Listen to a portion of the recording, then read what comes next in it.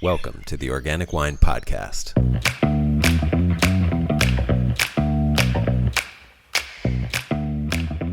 Hi, this is Adam Huss coming to you from Los Angeles. Thanks so much for listening. Wendy and I recently took a trip to a vineyard in the town of Hemet, California. And the phone call that you're about to hear is the result of that adventure. What we discovered on this trip was a biodynamic oasis with as much history and lore as you could hope to find anywhere. The historic property had been known for years as the Haunted Hilltop Manor and was one of the most famously, supposedly haunted mansions in Southern California. But when we stepped out of the car after the 2-hour drive from Los Angeles, what we found was anything but scary. A pair of hawks cried out overhead, playing in the breeze. The snow-capped San Jacinto mountains loomed large to the east, and a terraced landscape of organically and biodynamically farmed vines followed the contours of the earth away to the west. And then we met Bill Shinkle. Bill might be on the short list of candidates for the most interesting man in the world. He's also a born storyteller, and he has some entertaining stories to tell. When he led us into his house, it was like stepping back in time. And I don't want to spoil the conversation, so I won't say any more. But I think that you too will soon want to visit Bill and try his wines if you live anywhere nearby. This interview is a recorded phone conversation, and unfortunately, my end of the call didn't sound that great. Couldn't do much about it. The good news is that you can tell I enjoyed talking with Bill, and he does sound great. So grab a glass and let me introduce you to Bill Shinkle of Tranquil Vineyards and Winery. Enjoy! This call is now being recorded. Beautiful. Bill, thanks for joining in the call. No problem, man. It's funny how I found out about you. I think it was, I'm looking for biodynamic vineyards in Southern California, basically, and some trail led me to Tranquil Heart. And I called you, I think, to try to find out about getting some grapes. And you were like, oh, you should just come out and visit. And that led to a whole adventure. And I saw after the fact why you said come out and visit. And would you introduce yourself and Tranquil Heart, and then I'll ask some more questions, some more leading questions. Sure, no problem. That's the truth of it.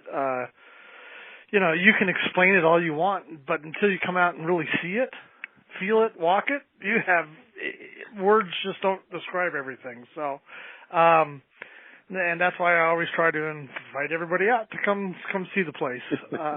So I appreciate you coming. So, my name is Bill Shinkle. I'm the founder and owner of Tranquil Heart Vineyards and Winery. I started it in just 2013. Never really had dreamed about doing a vineyard. Never had thought about making wine before. I know some people have, thought about it their whole lives. Mine was not that at all. The only reason I kind of did it was I built a winery for a couple of clients in Las Vegas,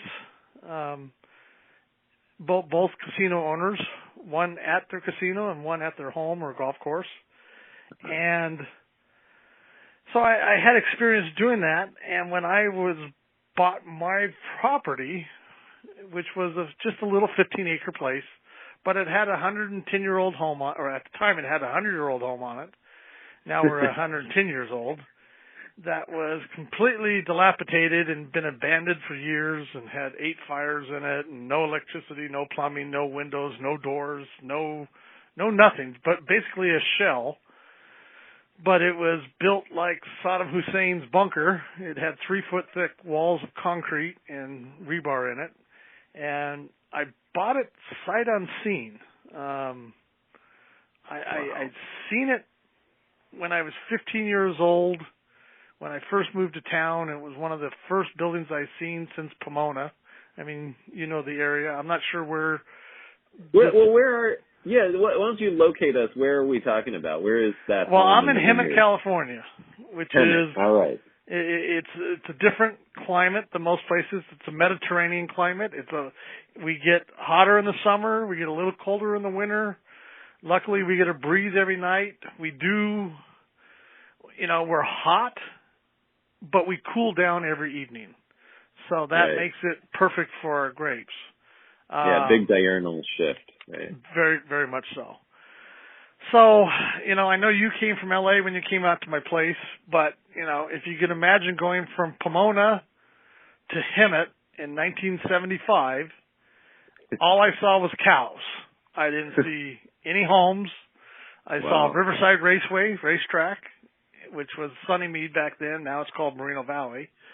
And then went down these long roads and kind of came into a little town called San Jacinto. So I saw life after 2 hours, other than 4 legs, And we went out to where the ranch was, where my parents were building our greenhouses.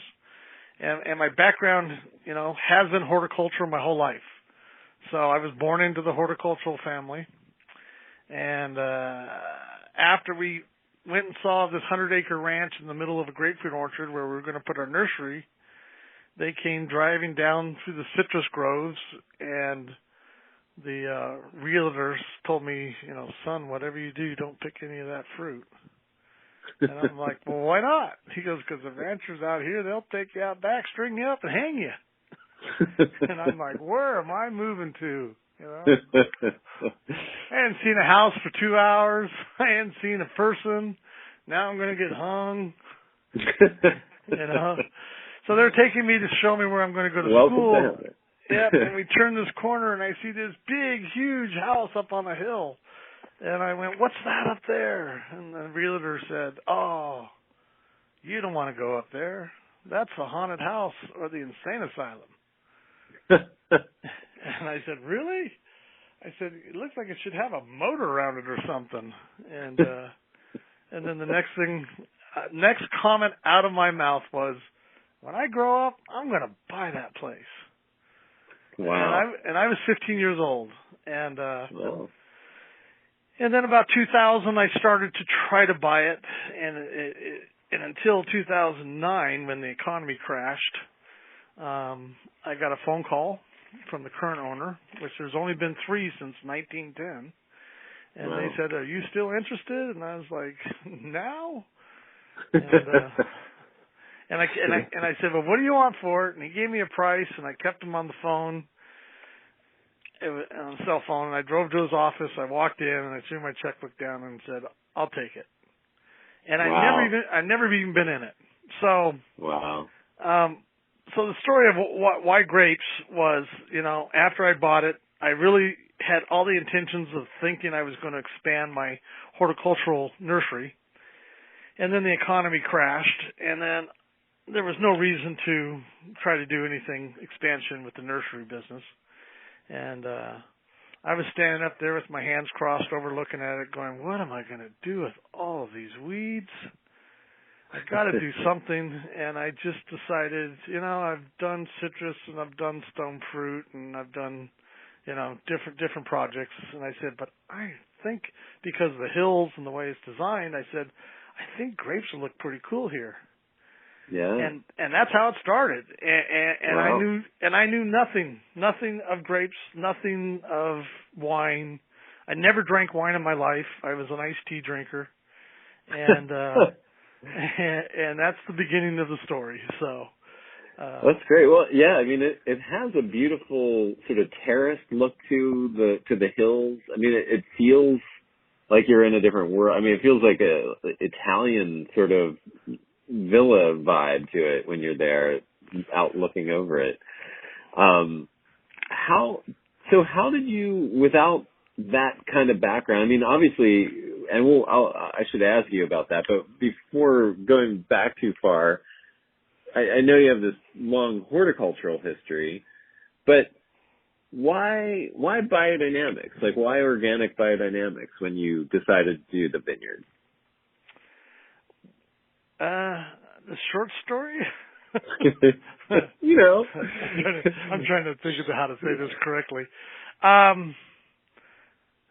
I don't say anything short. So, you're right. With the nursery business, everything is based off of traditional farming. Right. And everything's designed that way. But I did start growing my vegetables organically just by chance. And that was strictly for marketing, and I thought was a smart move to do. It wasn't that I was a health-conscious nut or anything. Okay. And then I met a young lady, and her name was Liz, and she was I used to call her an organic baby. That she preached organics all the time, and she used to tell me, you need to do this organically, and you need to do this, and I'd always fight with her, going, organics have to change for a chemical for the plant to take it up, and we went back and forth. Right. But I started studying it, and I started seeing how the difference. Let's just take a potato or a sweet potato or something like that. You put an organic one in the ground versus a non-organic one, and the organic one grows 5 times faster, tastes better, and I'm like, well, I couldn't figure out why. And then when I started doing research, I just found out all the things that are put on traditional farming, which is, I don't know where this is going out to, so I don't want to piss anybody off, but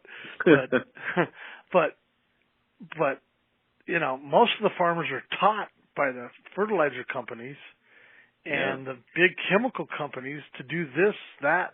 Here's your rates. Here's what you do. You need to put on fungicides because your plants are dying because you guys put on growth retardants and you're using Roundup, and everything is a vicious cycle, and it's all they're fighting Mother Nature. Yeah. Conventional farming, has adopted an adversarial relationship with nature, fighting against her instead of working with her. Right. And the natural system only works when everything is in balance. Yeah. And when it's out of balance, it falters.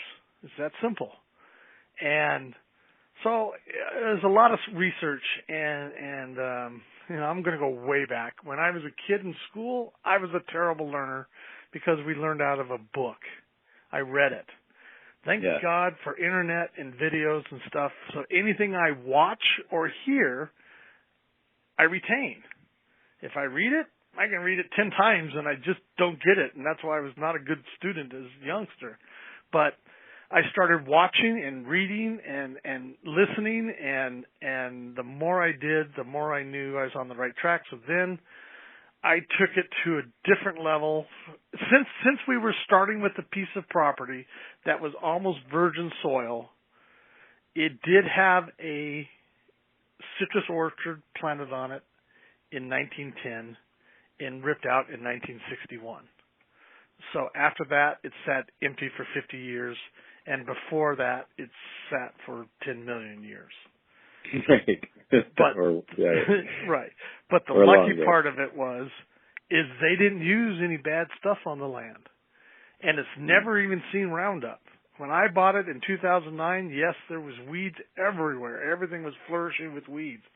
But I ripped it with a D9 bulldozer 6 ways after I dissed it.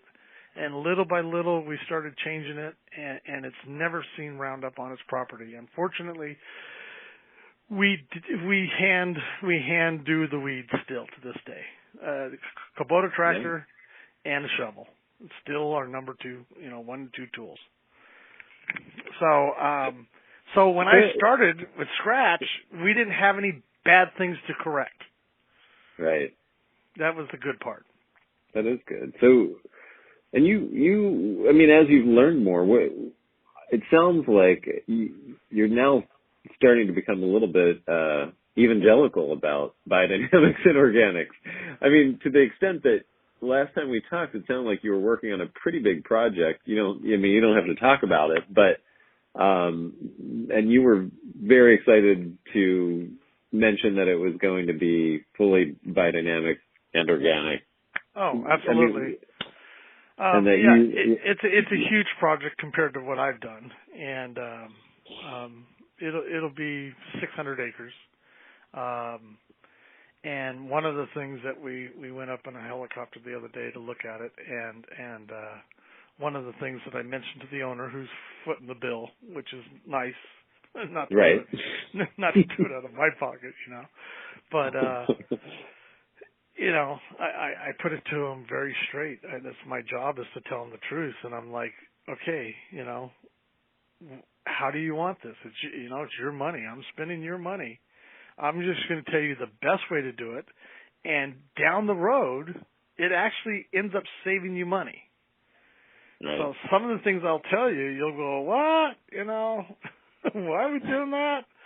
But, for instance, the first, and I'm not real technical on this stuff, verbiage, but, mycorrhizas, endo and ecto. Yeah. Are you familiar with them?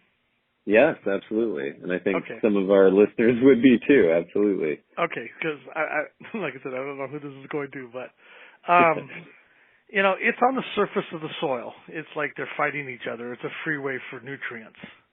Now Right. we're gonna take this land and we're gonna rip it. But I told them, and we've got big canyons to fill in certain areas and things like that.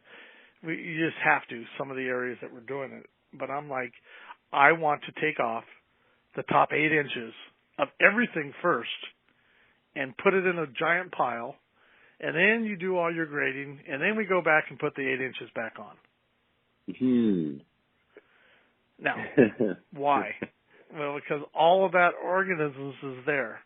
Now, we're disturbing it, granted, and we're going to put mycorrhizas back in, but bottom line is, for those big tractors, it doesn't mean much to them. They're going to move stuff anyways. So that was my suggestion. That's step one. That's not step one, but the first thing I did was I put a weather station up there so that we can get a reading on all kinds of information before we start it, even if it takes 2 to 3 years. Right. But so I lost where I was going with this, but no, that's all right. Well, let's jump back to you've had, despite let's talk about you. You were a race car driver. In addition to being in horticulture, you were a professional race car driver, even though you had a full-time other career in horticulture, right? I mean, maybe just some of the highlights from your resume would be kind of fun. Oh, well, race car. There's some color there. Yeah, I know, but it's just it's hard work. It's exhausting. It's unrewarding. You lose money. But the thrill and the rush of high speed is like nothing else you'll experience in your life. So I could say some of the the things that I say privately, but nothing compares to it. So take anything that you can say gambling. What are all the bad vices? Sure, we all know them. You don't have to list them. Yeah, so when but nothing compares to that. And I can remember when a guy told me, he goes, even your relationship, one day, your relationship, the girl's gonna say, it's either me or the racing, and he said, you better have a good relationship with your honey so that she's supportive and goes with you and is part of it. Because if she's not, one day she's going to say, it's either me or the racing, and you're going to go, bye, honey. And he was right. So yeah. But we did road racing, which was IMSA, and that was pretty much all over the country, California, Laguna Seca, Sears Point, some of these places people have heard of, Watkins Glen, 24 Hours of Daytona, Miami Grand Prix, you just go on and on, Lime Rock, Connecticut. And it's, that's something you can never, those are memories. They were expensive memories, but they're my memories, and they were great. So, I've worked Monday through Thursday in the season, and then on Friday morning I'd fly out to whatever state you're going to, do PR, practice, qualify on Saturdays, race on Sundays, leave the track, get on the plane, be back to work Monday morning. And what was work at that time? Your Monday through Thursday work? That was nursery. That was okay. The Shinkle and Sons greenhouse, or the Color Connection, and I grew roses and flowers and vegetables and herbs for Home Depots and Lowe's, and then I also did hotels in Vegas and the golf courses in Palm Springs and things like that. So it was a lot of work, and I look back at it now and go, how the heck did I do that? But that's youth, man.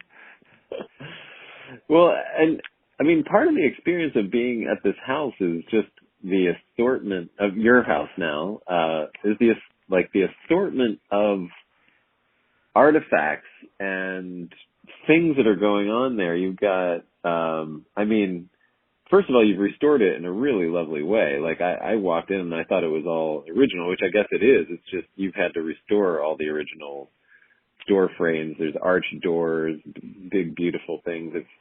It's built in the old way that, you know, Pueblo, like the way that California houses, California mission, yeah, the mission style, right, where it was like where there's a courtyard in the middle and the house sort of surrounds an interior courtyard, which is, I just think, beautiful, and more houses should be built that way now, because you get that indoor-outdoor experience of California, which you can have most of the year anyway, with the privacy, and then anyway, it was lovely. But you have every house, every like room seems to have its own little personality, and it's on this crest of the hill, so there's views sort of out, you know, you have the interior space, and then when you go into the surrounding rooms, there's views out over on one side the Vineyard, the other side the San Jacinto Mountains, and then you've got a carriage house as well, which you're converting to the tasting room eventually, right? I mean, you want to talk about, I guess I don't want to oversell it, but there's some interesting things going on there. Well, yeah, I have something new that's happened today. I don't know if I spoke to you about it, but you remember when you saw those big white doors? Had 36 windows in it? Yes, Did I tell you what my plan was for those? Yeah. You were gonna you got these labels, right? Or they were like, right? They were. Yeah. Well, there was a museum in Italy that's a wine museum, and it's just really special. And I'm looking up the email. They sent it to me today, and I can't pronounce it. Teresa from Museum del Vino Torrigino. Okay. With my Italian, but and I've been talking to him for a long time, and due to COVID, man, I lost track of him, and I thought, matter of fact, you're at home right now, aren't you? Yeah. In front of the email? Yeah, it can be. I'm going to send it to you so you can see it. It's really cool. Okay. So they finally responded, and I lost them for about 6 months, all because of COVID. And the lady I was sending this message to forever, it wasn't answering, and I thought, and then I contacted a bunch of other people, and they're like, oh yeah, they're closed because of COVID, and they took a job with a restaurant or something, and it turns out that the lady I was talking to was the mother, who's 80 or 90 years old, and she was just staying away to protect her health. And they responded today, and they sent me all those labels, so. Oh, wow. Yeah, so I just sent you pictures of them. And oh, cool. And all right. Wait a second, did I send it the right? Yeah, to Central's Wine. Centralis, yeah. Centralis, okay, yeah. So you'll get a picture of them. So I got all these labels from them, and I already contacted Santa Monica Plastic Place, which is plexiglass, and we're going to etch them right onto the plexiglass and put them all inside those windows, 36 different ones. It's just trying to promote them and their history and the work that they've done for the wine industry. That's all. Oh, yeah, Museo del Vino Torgiano, I think. You can say it better than I can. So, since we're talking about Italy, you're growing Italian grapes. Do you want to, I think it's one of the really interesting things is why you chose the grapes there. Can you talk about that? Just sure. Why yeah. Well, since I didn't know anything about grapes, I didn't know anything about wine. I never drank wine before. I had a couple times. I never liked it. I'm an iced tea drinker. You get free refills, Yeah. And so I like I said, I planted a couple of vineyards for the Fertitas and the Winds up in Vegas, and they picked the varieties. Well, I helped them because of their soil type, and I asked the people I was buying the vines from advice, but they still wanted what they wanted. When I started it, I had a list of criteria of things that I wanted from a horticultural standpoint, and I didn't care what was popular. I didn't drink wine. I didn't really care. It doesn't do me any good to have a Chardonnay and a Merlot if it doesn't grow well in my conditions. So what were those? Yeah, what were those horticultural parameters that you were using? Well, first off, it had to deal with my temperatures, my highs and lows. I mean, okay. I can get to be two summers in a row. We've hit 116 out here for 7 days. Wow. Our lows rarely get below 25. 20, that's a weird year. 28, 29. But it can freeze. Yeah. Absolutely. Yeah. But crap, grapes are everywhere in the country, all 50 states, so they can, they can be under frost and minus below zero, and they still come out of it. But heat is a big issue. So there was that. Then there was my soil type that I had. And then I wanted to find varieties that didn't take a lot of water, because water is only going to get more expensive. Right. Varieties that didn't get disease, didn't get mildew, weren't prone to insects. And then, of course, I know this is kind of stupid, but the grapes had to look pretty. because my vineyard isn't just producing wine. My vineyard's a destination facility. So if it's ugly foliage, that was out. If the grape itself wasn't pretty, that was out. So, I went down to Cabo on vacation, and I took a book from UC Davis, and I should try to look it up, see if I could tell the name, but it was like almost 500 pages. It was a big, huge book, and it had nothing but grapes in it. I just had no idea there was that many grapes. And I had this list with me that I had my criteria on, and on the book, one page was a picture of the grape, which is on visual, and the other page was the description. So I look at the page that the grape was pretty, I go on to the right-hand page, and if it said, needs a lot of water, I took a black marker, a Sharpie, put a line through it, went to the next page. And then I just did the next one, and the next one, and the next one, When I was done, out of 500 pages, I only had 9 varieties. Wow. That was it. And then I looked at it and I went, 9's too much for 15 acres. I wanted to do 2.5 acres of each variety. I did equal portions, not knowing a clue what I was still doing. It was just, okay, and I did 6x9 spacing. And I did the 9 feet so that as the growth got tall enough, I use a VSP system. And I'm very vigorous, even though I did a rootstock 3309C, which is a moderate rootstock. Everything still grows like crazy, even though I haven't put nitrogen on this place in 8 years now. Right. And the vines still go 5 feet above the top wire of the VSP. Wow. And that before I cut them, and I cut them at veraison basically, but that shades the fruit load on the next aisle because the sun in the summertime, the hottest time, basically is coming in from the south, and that height just about shades the fruit line from the next row over. Nice. Yeah, it's real handy. And then we try to cut it. We try to cut it so that it's manageable and it's not hitting us in the eyes when we're going by in a tractor or anything like that, and still makes the place look pretty and clean. but it still tries to shade that next row. So, where did I go? I got off subject again. I'm good at that. Well, no, I think everybody would love to know, since you did all that homework for us, what those 9 varieties were, or at least which the ones you selected were. So, yeah, 15 acres. I went 2.5 acres of each, so I just did 6 varieties. And, dummy, I didn't save the other 3 varieties, so I'd have to redo it all for my area. But, for my area, it doesn't matter for where you're at. You have your, whoever's going to pick their own. They have all kinds of their own scenarios that they need to do. But I just went with 3 reds and 3 whites. I don't know that I was even trying to do that. It's just that's the way it ended up. And then when I planted them, I have different types of soil on my property.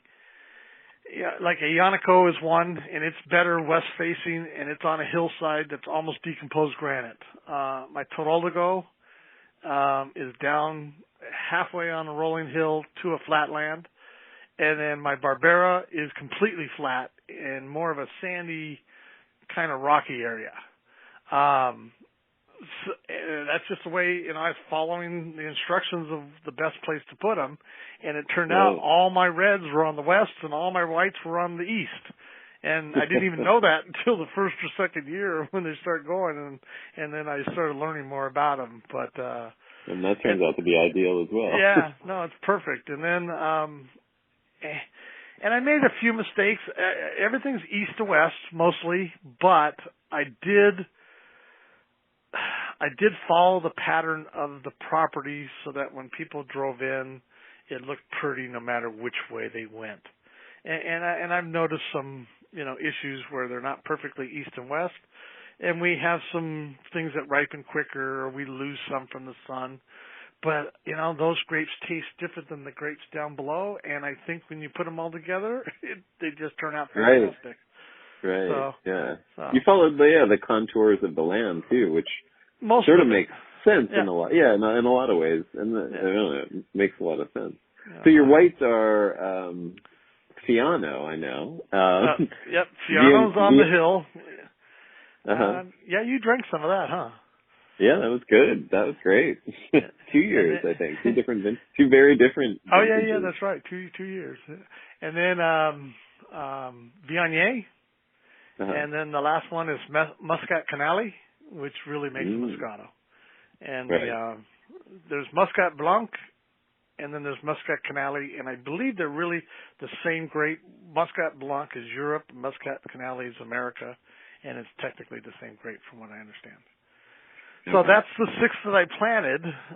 There's one Rogue Cabernet Sauvignon on the end of a post that I did not order, and it's in the white section, and how it ended at the end of a row is just a shock because everything was just a stick when we planted it. And it grows well in Hemet too.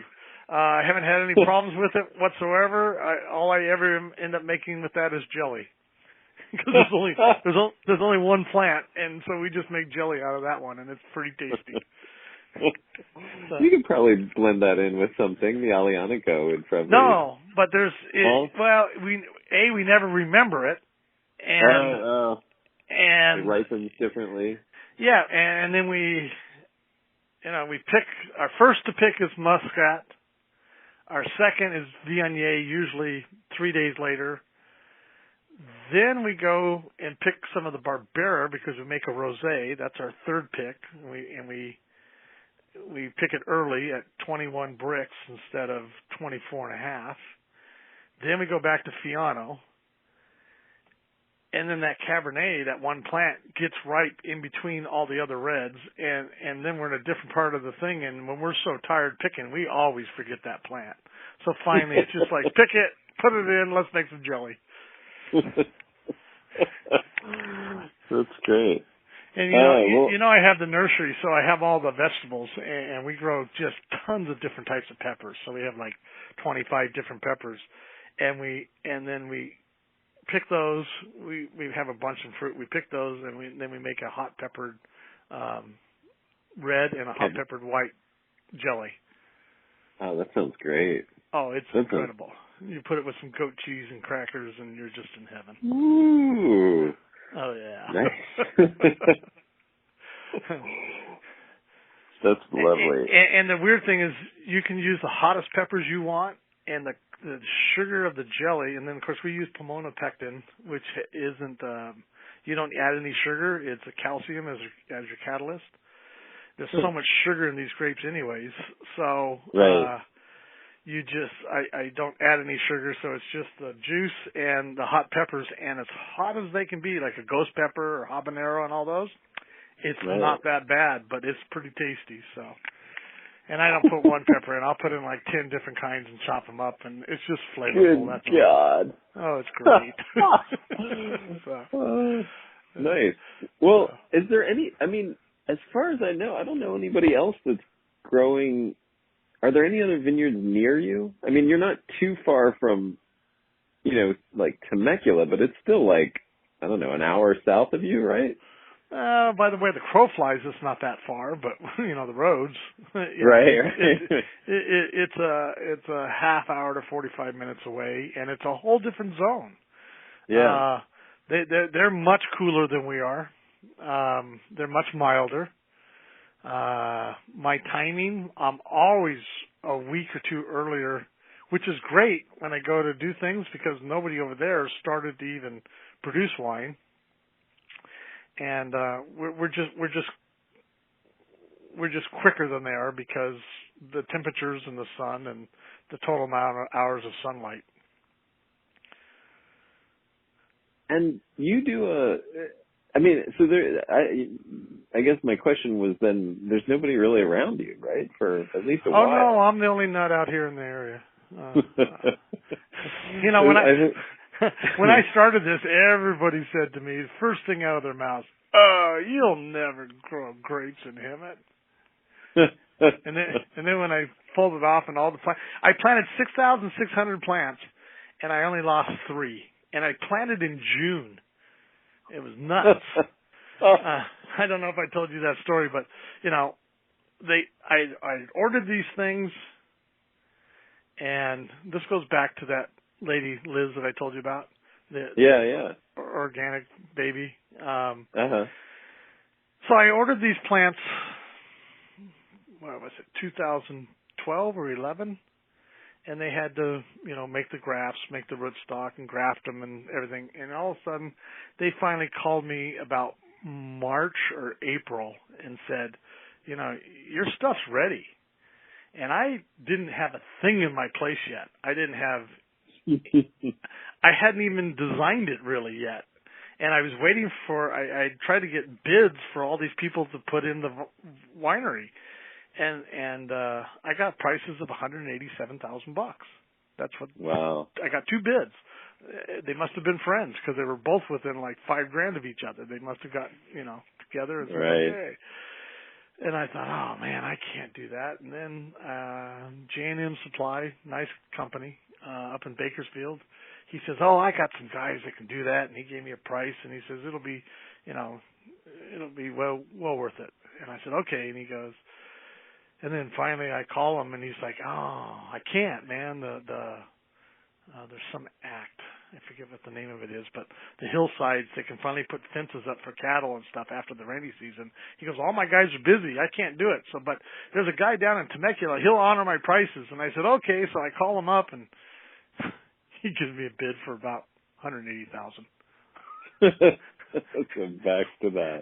Which was, like, about what the guy told me, except for add a 0, Right. And I was just like, oh, what am I going to do? So I was going to take all these grapevines because they were calling me going, hey, they're in our freezers. We want to shut off our freezers. You ordered these things 2 years ago. You got to take them. And I'm like, let's put them all in 5-gallon pots, just like I do a rose. And then they'll be bigger. And we can plant them next year. Well, thank God I went up to UC Davis for a seminar, and I met a man up there, Bob Herrick, which is Herrick Grapevines now. And he owned a nursery just like I did. We both supplied Home Depot, and we started talking. I didn't know him from just met him out of the blue. And sat down and we talked, and pretty soon he knew my dad and he knew the same people in the industry, and he goes, Bill, whatever you do, don't do what you're talking about. He goes, the worst thing you could ever do. He goes, if you can't do this year, eat the vines. Do them next year. Don't put them in a container. So I come back and I tell this to Liz, and she's like, well, you got a whole crew here at the nursery. Just we'll do it ourselves. And I'm like, I don't know how, I've never, well, yeah, I guess I have done them, but usually it's somebody else's labor, So, yeah. So we got out there and we ripped the property with the D10 bulldozer, and we re-leveled it, and then we put out plastic forks to design the place. A lot of arguments. And then I had a girl that drilled 6,600 holes with this really cool auger, and we put a 9-inch hole 3 foot deep, and then backfilled it with native and organic soil and organic fertilizer, and had a couple guys packing it, and we planted the vines and laid the drip line on the ground next to the plants with 2 emitters on each plant and spaghetti hose into the white box to protect it. And we didn't have any post up. We didn't have any wires up. And that was, the first year. And then after we did all that thing, got it all planted, we planted basically one variety every day. And we got everything planted in a week. Wow. And we call her the Gestapo, man. She was the ramrod. She made it happen. I'm the nice guy. She was the meanie. And and we were exhausted, but we did it in June, and we only lost like a half a dozen plants out of 6,600. Shocking. Wow. And yeah. But we gave it good water. My water system's all gravity fed, and real easy. I turn on one valve and the whole place gets watered at once with gravity, no pumps, and so it had good water, and everything took, even though it was kind of summertime. Wow. But we got lucky, and then little by little put the poles in and the wires in.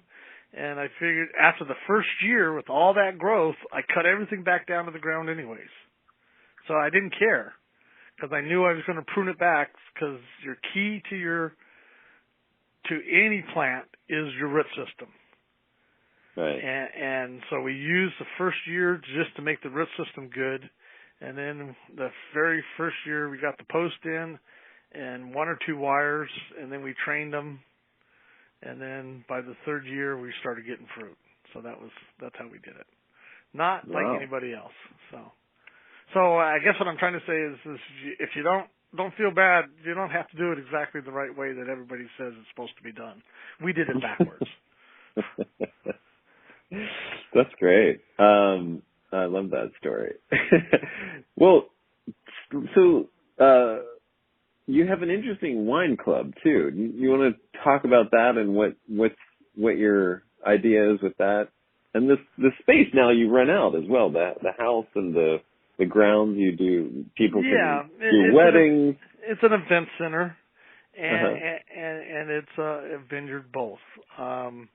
Everything that's built is with that in mind. It's the same thing you do with the nursery. You don't spend money unless it's going to help your customer. And, right. You can say it's to bring in more money, but it only brings in more money if you're helping your customer. I have the tasting room, and then I built, the 3 lakes below it. And then that's going to be for the weddings. And, of course, you got the main house, and you've got that area there. So, what was your question again? I'm kind of losing track again. No, the wine club. Your wine club is unique, I think, right? How do you do your wine club? If I wanted to, what's the deal with that? Oh my God, you're gonna make me tell stories. I chose the way I did it by word of mouth advertising, and because I'm a poor man in a rich man's game. There's no doubt about it. One day maybe that'll change, but There's nothing better than word of mouth advertising. And I'm in a little town where it has no vineyards. I'm not freeway close. Anybody's got to travel to get to me. So my whole theory was quality from beginning to end, because nobody's going to come out of their way in this far for mediocre wine. Other places can get away with that because they're freeway close. There's lots of them together. People come, they leave their, they come, enjoy themselves, they leave their money, they go home. Easy in, easy out. Hemet's not that way. Right. We're kind of off the beaten track. So, and then the other thing is my town doesn't have anything like this, and everybody from my town has to go out of town. So I formed a little thing called the Founders Club. And that's really was promoted just the locals in a sense, so that my community could have some place to go. And with that, they get special perks. And instead of me spending money to advertise, I do word of mouth advertising, and I give them good benefits, and then they're supposed to bring guests and those that they think would be good to join, and it just snowballs. So they get their wines and they get some parties. It's all included, and the parties are dinner, appetizers, dessert, a band, and an open bar. And we do 4 parties per year like that, and the entertainment is what you've seen downstairs, what we have downstairs. We have great artists, and because we also have a guitar builder on site. Yeah, and he knows everybody, and I could start throwing out names, but I'm not great with music. But today he had somebody there that was a Motown player that played all the Motown stuff. He just said, "Hey, I'm in Hemet. I wanted to come by and see you." And he just had a bunch of his guitars, Bigsby guitars that he built for Bigsby, on an auction at Julian's auction yesterday, I think it was. And sold 4 of his guitars there. They're the same guitars that are in the Museum of Art and back in New York. But let me get a glass of water here. I'm talking more than I normally do. Just lose my voice. He just knows everybody and their brother as far as that. So we always try to have somebody different and some good music and entertainment. And it's just a party. And, of course, we're all chomping at the bit to get back into it because of COVID. That's what we said. Cheers, red tier. We're finally, in 2 weeks we're supposed to be an orange tier, and we've already scheduled our party for the end of April. Excellent.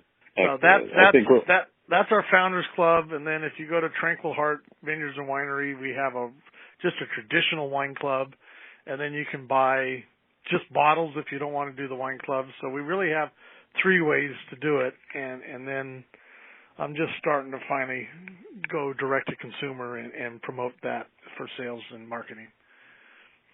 Well, I know it's still a work in progress, everything. So can you talk about some of your plans and just what you want to do, what direction you're heading, what sort of vision you have for everything there?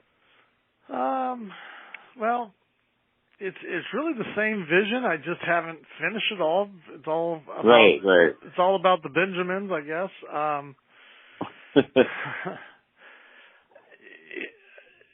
The place is designed because I'm in the flower business and the nursery business and the clients that I've had. I see all these things, and I want to make the place spectacular. But it all takes cubic dollars, which I'm trying to get all that through, these hard times. Lakes and landscaping and, I'd love to finish a wine cave that I would look like a James Bond movie where, it's got it's a combination of James Bond and Disneyland, but it'd go into my wine cave that, hit a button and the waterfall stops and you can basically walk in and then, put the button back on. There's a waterfall going over it. You wouldn't even know there's a cave there. And you go into there, and then, of course, a little tunnel that goes into the basement. So, I have all those kind of crazy ideas. But But we have the lakes, and we're setting it up for the weddings out in the middle of the lake, and then they'll walk over a glass bridge over the lakes, and then the wedding party. Go ahead. Is there going to be a yacht in one of those lakes? Well, yeah, we have a big boat, and that was you just had to bring that up, didn't you? Yeah, that was an idea I got from that movie Secondhand Lions, that's all. So, after watching the Suez Canal this week, I'm not sure if I'll do that or not. That's true. But, it's great for a good photo area.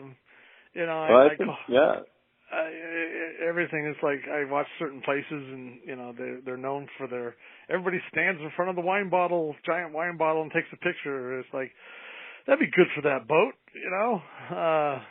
That's more than a boat, though. That thing's kind of like a yacht. It is like a yacht. Yeah. So it'd fill the whole lake. It wouldn't go too far, but it would be a great Photoshop. But I'm not sure if that would ruin the wedding party area. Well, that's true, yeah.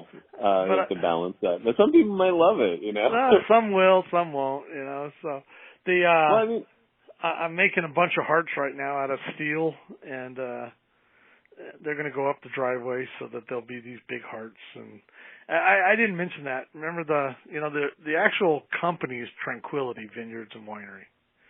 Okay. And, yeah. How did Tranquil Heart come to be?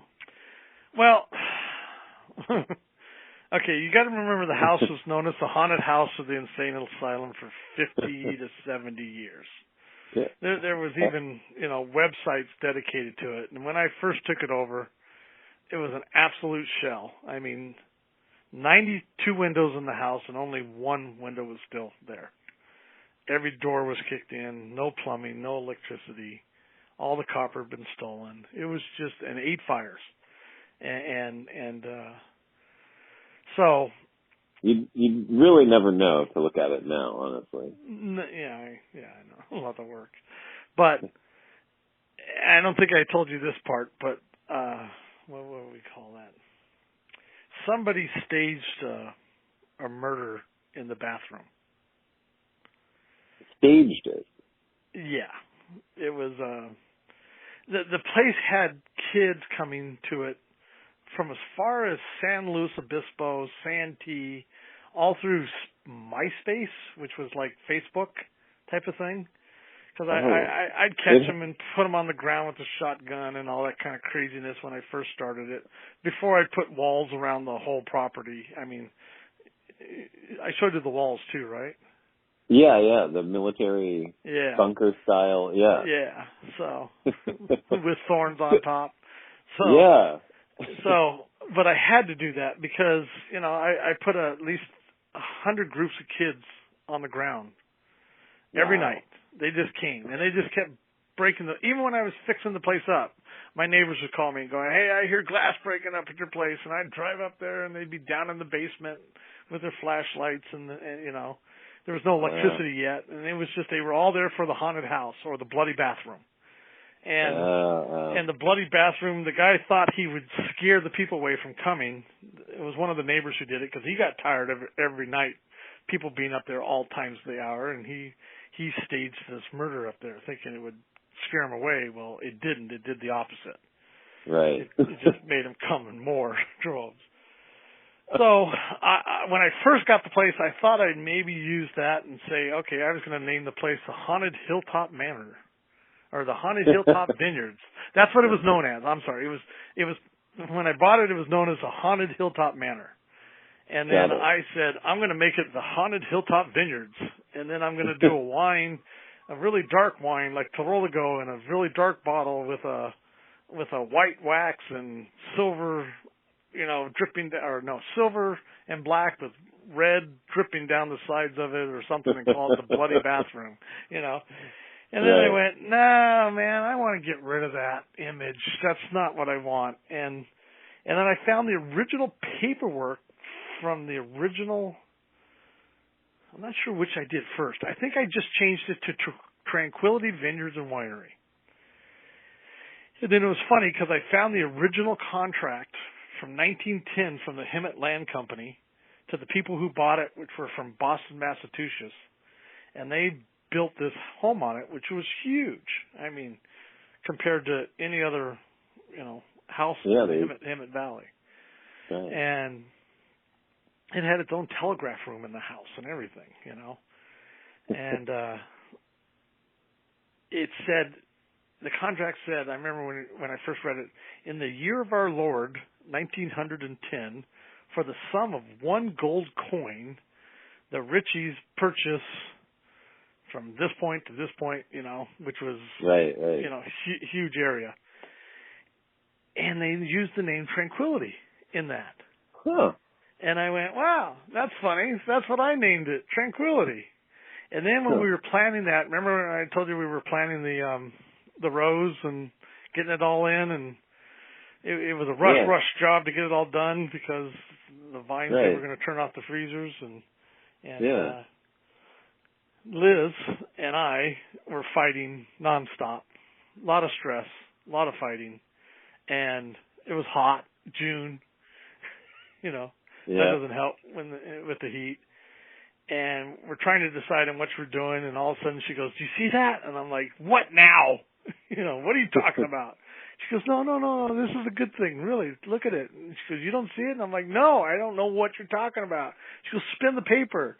And all of a sudden I went, "Wow, that's a heart. The property's actually the shape of a heart." Oh. So we went from Tranquility Vineyards and Winery to Tranquil Heart. We just had to put heart in there, and we just shortened Tranquility, and voila, that's been the marketing name ever since, is Tranquil Heart. I love that. And is it haunted, and was it an insane asylum? No, it's the way the house was designed. It's on a hill. It gets wind every single day, every single night, and because all the doors were broken. Well, first off, when I bought the place, there was hundreds of pigeons in the attic. And remember the courtyard? They had nests all the way around that courtyard. Tons and tons of them. And then inside, they owned the house, the pigeons. So people heard that. Then you'd have stuff down in the basement, rats or whatever. If it's been there for 10 years, 8 fires, you can just imagine. And all the doors were kicked in, and the windows were broken. So if the wind blew, any of the doors that were still attached, the south basement door would slam the upstairs kitchen door. And people's minds and imaginations just made up stuff, So definitely it's got the most quiet, tranquil vibe of any place I've ever been. There's only one thing in that house that I hear, and that's an earthquake coming. Oh. When an earthquake comes, I can hear it before it gets there for about 10 seconds, 15 seconds, and then I pause. I'm like, no way, that sounds like it is, Well, and since you brought it up, you mentioned like the walls are 3 feet thick, reinforced with steel, and you told the story. The irony is that the woman who had the house built, the lady from Boston, was coming from Boston, was terrified of earthquakes, so she built this super indestructible house, but then, ironically, she built it on one of the worst faults in California, right? Pretty much, yeah. So if you go back to it, if you're a history buff, you just got to think about it. What happened in 1906? And you're like, right. San Francisco earthquake. Well, how bad was that? I mean, that was about as bad as you can get. The city burnt down. And how did they get their news? Well, they got their news by telegraph, newspaper, or imagination. There was no TV, no internet, none of that stuff. So, in your imagination always makes things worse than reality usually, but it was a pretty bad one. So they're moving from Boston to California because the people that developed our little town, which was Mayberry and Whittier, they built a dam up in the mountains, and then they subdivided the whole valley with a flume system, and then they advertised back east, come to California, live the California lifestyle. Subdivided, already ready for agriculture. All you got to do is move here, build. Water's there. Right. And they built Lake Hemet. Right. Well, they bought a beautiful piece of land as far as you can see in almost every direction. It's up on a hill. And it does. It has a 360 view. And I swear, when you walk out the front door now, which used to be the back door, because the horse and buggy came through, and that was a porte cochere where they just stepped right out of the house, right into the horse and buggy, and then took off. Now that's the front entrance with, steps and concretes and a ramp and all that stuff. But when you walk out there, you're looking at Mount San Jacinto and the whole mountain. And this year it was, covered with snow. And we went out and we went, wow, this is probably where that saying, Hemet is heaven, came from, right here. Right here. Hemet is heaven. I've never heard that saying. Oh yeah, that used to be the selling point. Hemet is heaven. So, and it's like, I wonder, of course it's kind of hard to tell where that really came from, but that's what we think. So they picked a beautiful spot, but then there's a fault line, right? Yeah, well, that carriage house you were talking about that was going to be the tasting room, yeah. I wanted to put a veranda around it, and just not a huge one, maybe enough to fit one or two tables wide on it and maybe hold 30 or 40 people more, right off the tasting room. And they having me put these giant pillars on it. And I'm like, I'm not trying to build a skyscraper. I just want a little decking around. And they're like, that's what it's going to take because you're on an earthquake fault. And I'm like, I'm not on the San Andreas. And they're like, nope. That's nothing compared to the one you're on. Yours is a lot worse than that. And I'm like, what do you mean? And they're like, San Andreas is the tectonic, and you're on, they explained it to me, which I'm not a geologist, but apparently it's a nasty one. And that hillside that I'm on has been pushed up with earthquakes over the last million years. So, right. And you can just see it once you look at it. It's like, there's a row of hills all the way right here. That is called the Park Hill Earthquake Fault. Wow. So, they owned a horse and buggy, or a buggy company that built it for horse and buggies back in the early 1900s. So they owned a steel company. So when they built the house, they built it on site. I mean, from everything I've read, like they brought redwood trees down from Northern California and cut them on site to make their 2x12s, and they're true 2x12s. So I've been up in the attic, and the wood looks like it's brand new. It's incredible. Wow. The attic's really kind of cool. It's 4 foot tall. You can almost stand up in the attic. It's like a third story, but still looks brand new. But there was no hardware store. Everything that you take, there's tons of bird's eye maple in this house, and when you took it all off, of course, a lot of it was ripped off the walls when I bought the place, but on the back of it, it's signed by the person that did the work and the date that they put it on. Wow. Everything in that house is that way. It's really kind of cool. That is cool. And you said it's currently still is an insane asylum.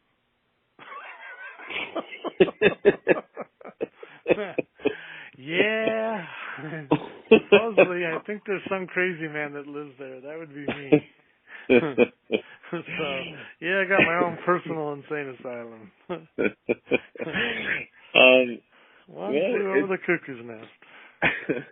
Well, it is. I mean, all this. It is a beautiful spot, and we could probably end with that. I think we've whetted people's appetites. I hope just to see this. There's a little hidden gem waiting for them out there in Hemet. I think it's super cool to hear about, and you should. I don't know how long you have here to do this, but it is about the wines besides all the rest, and the wines are quality because of biodynamic. I like to say beyond organic. Yeah. Biodynamic. The first couple of years, I only use enzymes, bacteria, and fungus to promote growth. I've never put nitrogen on it. Very rarely do I put majors. No NPK. I use all minors. I do use a system called Ampelos, which is out of Switzerland.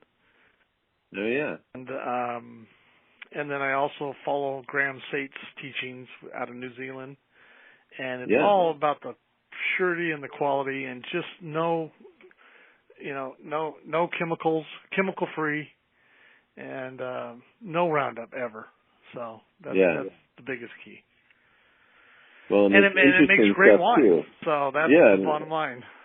And I think, not knowing anything sort of is an asset, because you ended up planting some less familiar things that are interesting. Like, people can get Cab and Chardonnay anywhere, but there aren't that many places where you can get Aglianico and Fiano and Terraldigo, and the other ones as well. So it's I think that worked out for you. How much longer do you have on this thing, or do you have a certain time frame you have to stop? Well, I mean, go ahead if you have something you want to say. I mean, I think we just hit an hour, so we're right really? about where we're right about where I usually wrap things up.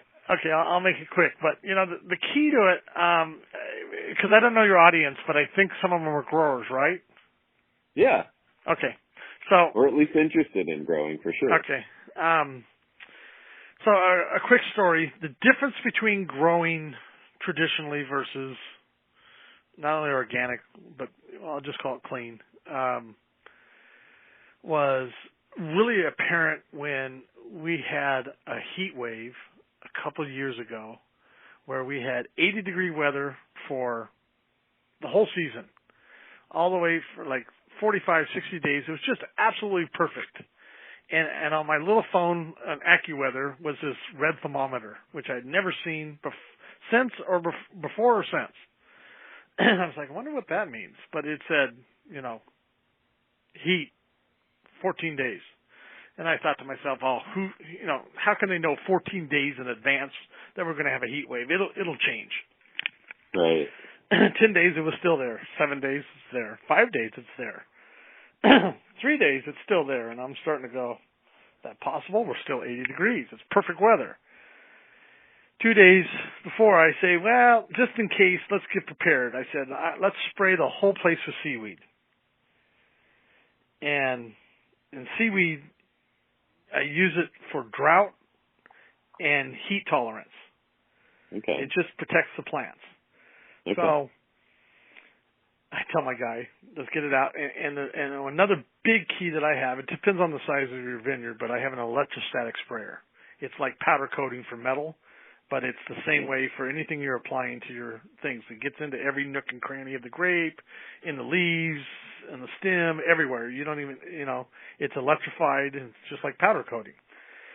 So it was a big expense, but it saved me lots of money, and it's part of the key to this story. So I tell him, go get the seaweed and let's start applying it, because it'll take us 2 days to apply everything. The guy comes back about a half hour and goes, we don't have any seaweed left. And I'm like, what? So I call up, local supplier and say, hey, I need this and that. And they're like, well, we can get it to you in about a month. I'm like, no. They're like, well, we can, we got some Acadian. I don't know Acadian. Oh, it's great. Yeah, thanks. I don't, I'm just not going to take that is it organic? Yes. Okay. Give me the manufacturer rep's name. So I call her. Holly Little's her name. And I start talking to her. She tells me her whole story. I feel real comfortable after talking to her. She's been a farmer her whole life up in Montana or Wyoming area, I forget which. And then she left to work for this company because she really liked the product. And I said, okay. So I trusted her. And I sprayed my whole place. All of a sudden that day comes, and it jumps from 80 degrees to 104.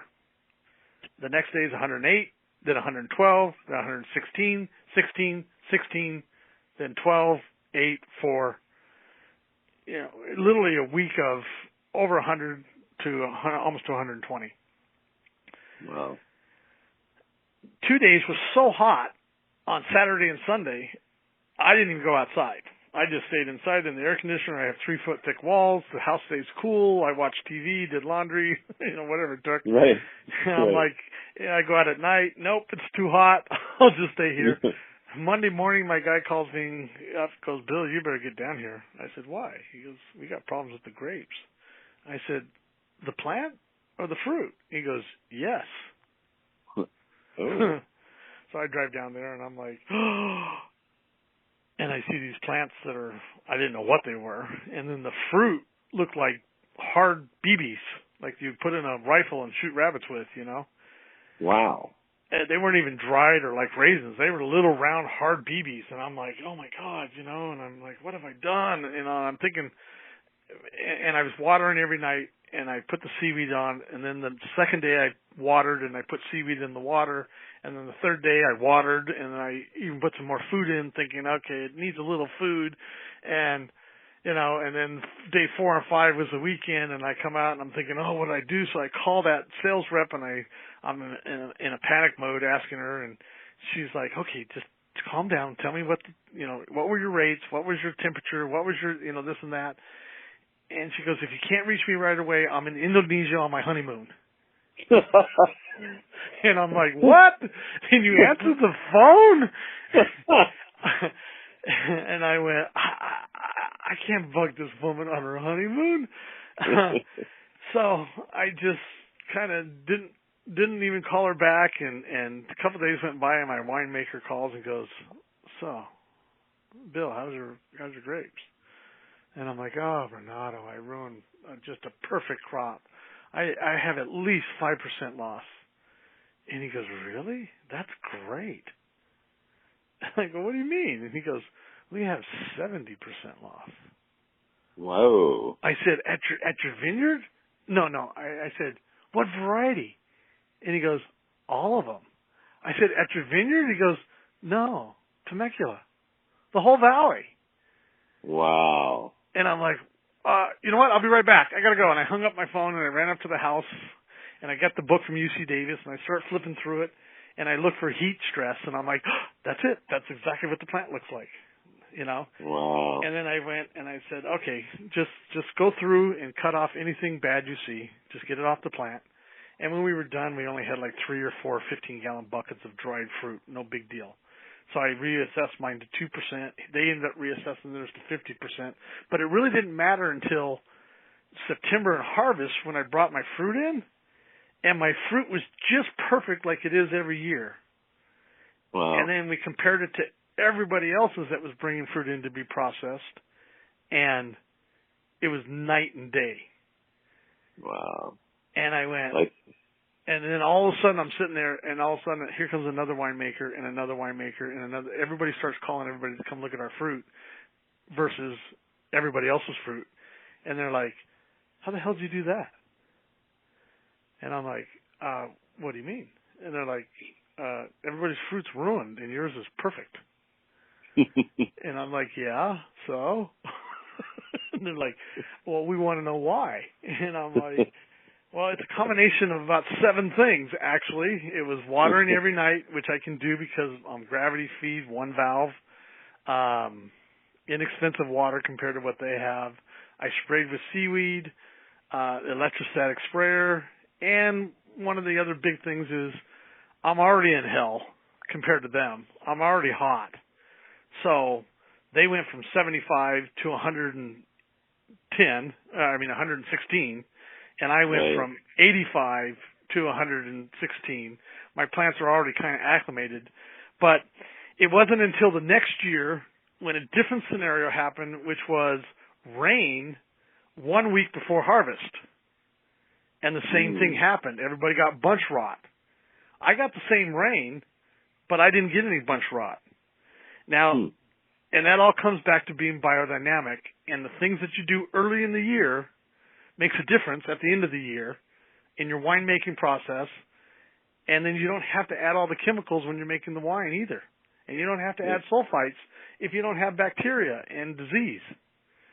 Right. So that's what I guess I was trying to say. That's the key. Got it. Yeah. That's good. That's a great story to finish on. I love that. How can people where do we find out about the winery? What's the website? Oh, well, you mean to get the product? Yeah, how buy the wine, just learn more. Oh, well, for my wine and the winery is Tranquil Heart Vineyards and Winery. That's Great. all. And I'm also on Facebook under Tranquil Heart Vineyards and Winery. Hey. And I think Instagram's the same thing. All three are the same. As far as the products and all that kind of stuff, I'm trying to become the exclusive distributor for the United States for these companies. So they are registered now to sell products for winemaking purposes, and vineyards, we did a trial for it, and I'm trying to hook it up so that I can take it and resell it to other people. So as soon as that happens, I'll know, and maybe we can put the word out. Fantastic. Well, Bill, thanks so much. This has been a lot of fun, and I think what I was trying to do is just let people know there's a lot more stories that you have to tell and a lot more for them to discover by visiting. And I think you did a good job of doing that. So thank you so much. It's really fun to talk, and I love what you're doing. I'm glad that you're bringing this kind of agriculture into inland Southern California. It's definitely a game changer. And I have to say this, it's not just vineyards and wineries, it is all our food. And Great. Changes have to be made. Boy, get me started. But me too, I'm with you. If we don't have that, the food that we eat into our body makes a difference in our health, personally. I wasn't a believer in it before, but I am now. I've seen it. And I grow all my own vegetables at home instead of buying them, and makes a huge difference when, those parties I was telling you about we have and stuff. It's all comes out of my garden. I only feed people the good stuff. That's all there is to it. And people should try to grow their own, and don't use the chemicals, man. That's all I can tell you. Don't. I love it. It all started after World War II when they started making chemicals and fertilizers out of petroleum. And yes, it increased the yields short term, but long term, it's killing our soil. And humus and humic acid is the key to all of our futures. So I love that. I'll stop preaching. Sorry. All right, cool. Well, all right, thanks. man. We'll talk soon. Well, Adam, thanks for having me. Thanks for calling, and hope you enjoyed the wine the other day. I did. I definitely did. I want more. All right. Talk to you soon, man. Talk to you soon. Thanks again for listening. The Organic Wine Podcast is made possible by an incredibly miserly grant by Centralis Wine. Barely anything. And really, after taxes, we owe money. In fact, Centralis only gives any money to the Organic Wine Podcast if they sell any of their organic, biodynamic, and just plain delicious wines. Centralis actually pays me in wine. Luckily for them, I'm a wino. So please, for the sake of this podcast and my unhealthy drinking habit, and I use the word habit euphemistically, please go buy some Centralis wine at centraliswine.com. Isn't that nice how the website is the name of the winery? That's CENTRALAS wine.com. Thanks. Their wine actually is really good too. It's not just a selfish request, I swear. P.S. Centralis is my winery. Thanks for listening.